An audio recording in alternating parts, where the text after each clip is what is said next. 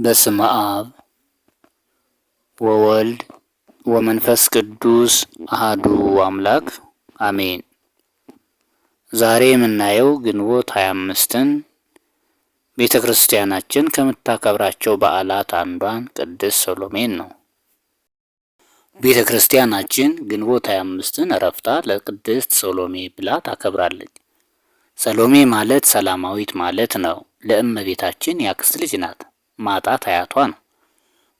ማጣት ማርያምን፣ ሶፊያንና ሐናን ወልዷል። ማርያም ሰሎሜን፣ ሶፊያ ኤልሳቤጥን፣ ሐና እመቤታችንን ወልደዋል። እመቤታችን የመውለጃዋ ጊዜ ሲደርስ ዮሴፍ እህትሽን አዋልጃት ብሎ ሰሎሜን ላካት። ሰሎሜም ብትመጣ ብሩህ ሕፃን ታቅፋ እመቤታችንን አገኘቻት።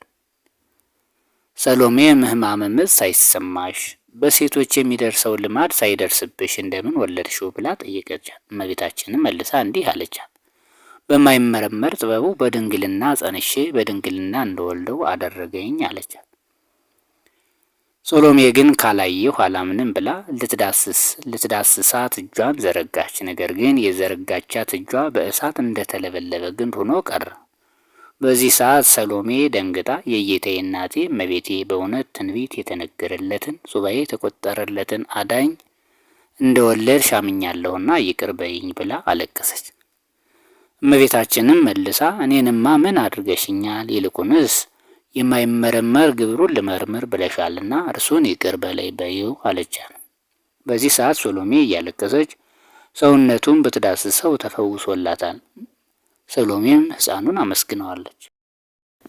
ከዚህ በኋላ ቅድስት ሰሎሜ እንጨት ሰብራ ውሃ ቀድታ እመቤታችንን እያገለገለች ኖራለች። በስደቱም ጊዜ ሕፃኑን አዝላ ከእርሷ ጋር ተሰዳለች።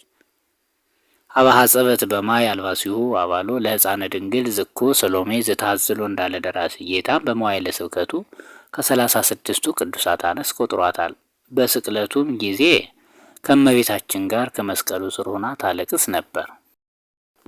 ከመስቀሉ ስር ሆና ከእመቤታችን ጋር ታለቅስ እንደነበር በዮሐንስ ወንጌል ምዕራፍ 19 ቁጥር 25 ላይ እናገኘዋለን። በተነሳም ጊዜ በሌሊት ወደ መቃብሩ ከሄዱ ሴቶች አንዷ ነበረች።